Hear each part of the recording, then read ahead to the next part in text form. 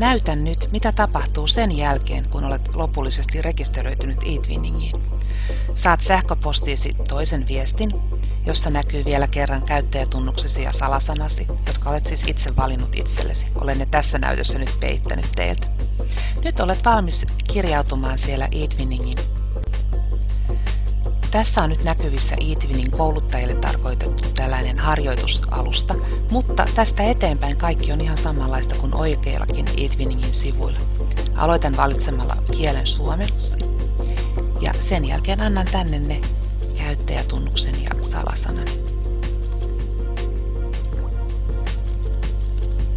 Jos unohdat salasanasi, tästä klikkaamalla saat sen taas sähköpostiisi.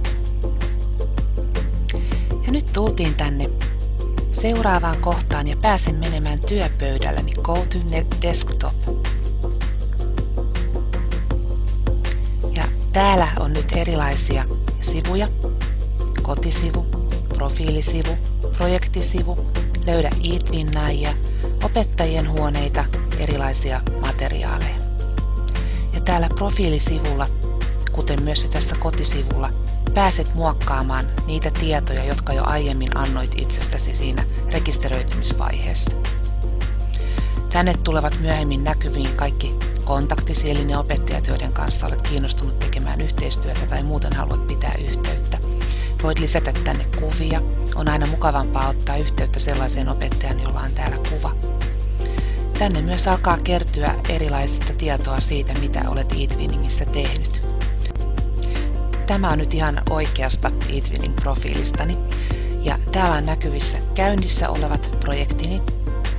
Suljetut projektit ovat niitä projekteja, jotka ovat joskus olleet, mutta ne on suljettu. Projekti voi kuitenkin aina avata uudelleen.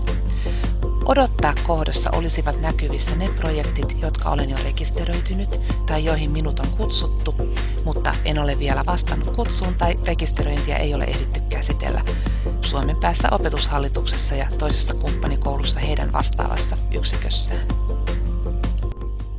Täällä Find eTwinners-kohdassa on käytettävissä moninaiset hakutoimet siihen, että voit löytää sopivia kumppaneita erilaisiin projekteihin.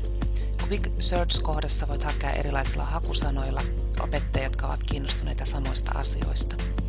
Voit käyttää tätä kohtaa, jossa täyttämällä haluamasi kohdat esimerkiksi tietyn maan tai tietyn oppiaineen, niin saat niitä opettajia, jotka ovat kiinnostuneet niistä. Tässä voi valita myös oppilaiden ikää, kieltä ja niin edespäin. Kaikkea ei tarvitse täyttää. Hauskaa on tämä kohta, jossa oppilaat on jaoteltu ikänsä mukaan. Eli täällä on nyt erilaisia projekteja, joihin etsitään 4-11-vuotiaiden opettajia. Ja täällä on nyt sitten näkyvissä kuinka monta vastausta joku ilmoitus on jo saanut. Näitä on täällä 10 sivuja. Voit myös jättää itse ilmoituksen. Otsikko on tärkeä, koska se näkyy ensimmäisenä. Käytä sitä vierasta kieltä, jota arvelet käyttäväsi myös projektissa. Kerro lyhyesti, minkälaisista asioista olet kiinnostunut.